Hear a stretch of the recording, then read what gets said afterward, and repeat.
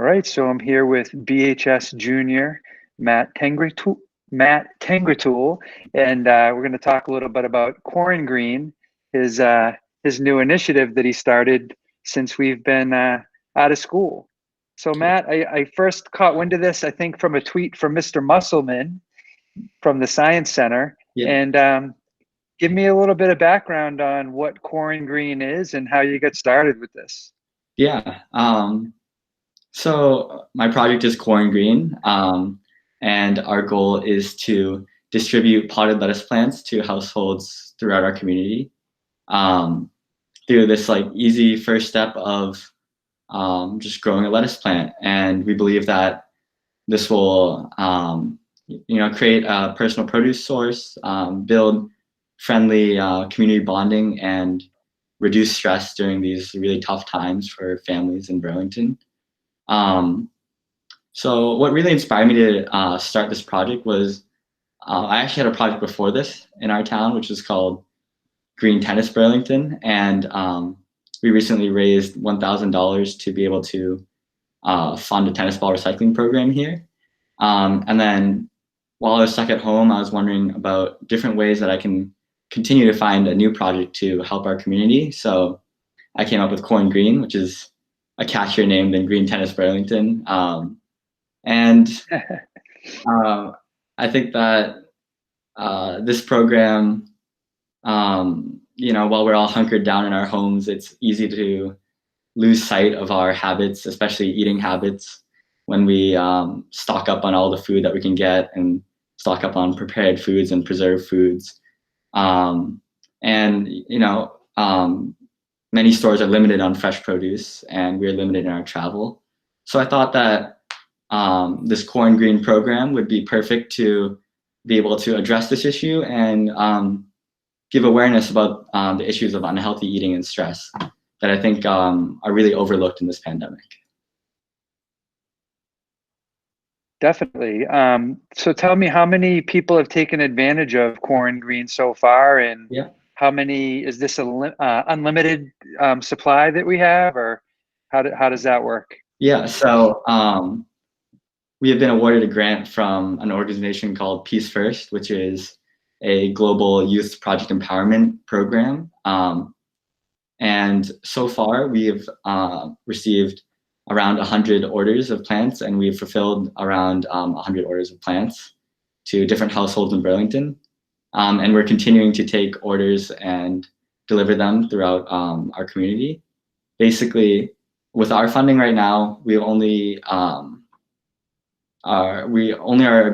able to continue our program for maybe 50 more plants. So right now, that's what we're looking into different new venues of funding for our project. Great. Well, maybe we can put some feelers out in the community to help with that as well. Tell me a little bit about the funding source and what they're all about. Yeah, so Peace First is the foundation that has granted us some money to be able to run this program. They have basically a rapid response program to the COVID-19 outbreak to give mini grants to youth who are starting projects in their communities to address this issue. And so around a month ago, I applied to that with this idea, and then they accepted me. I had to do an interview and then speak to them about this idea, and then we received our grant. And with this grant, we've been able to run this program in our community. Great.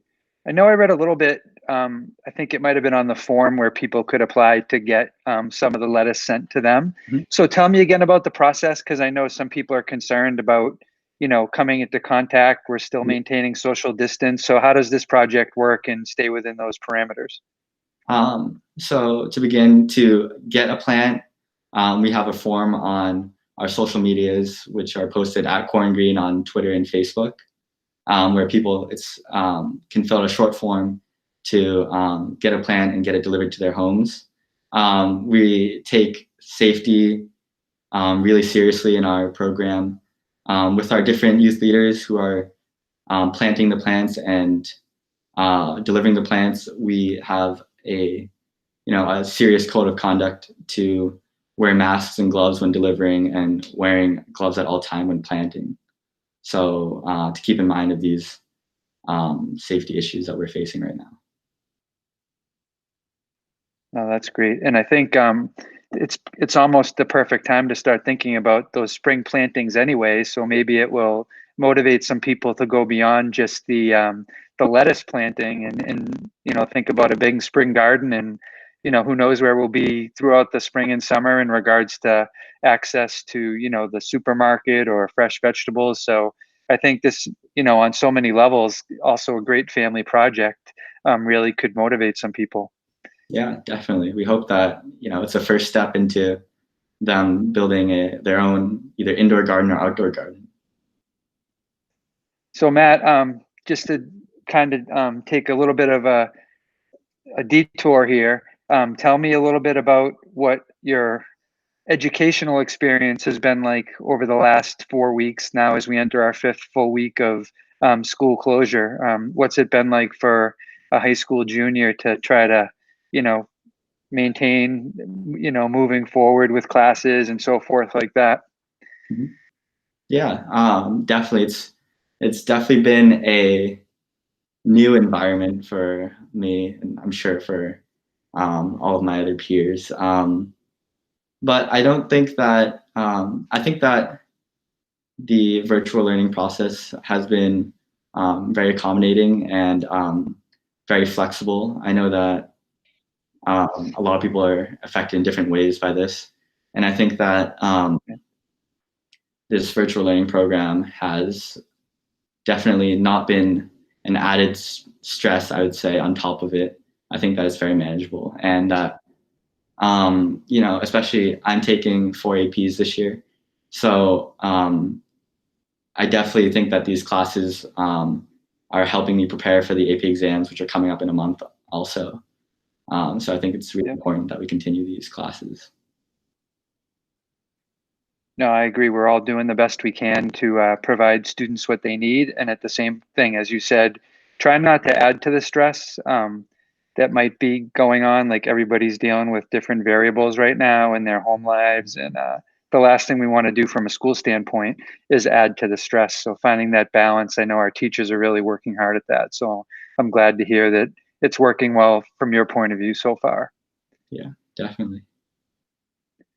Anything else you want to share? I mean, I think we're just so excited about the authenticity of this initiative that you came up with on your own. And this is no offense to any of your teachers, but just I think the value of this project, I think to me, is far beyond a course you might take in school. So for you to come up with something like that during this time is just really impressive, and we're proud of you.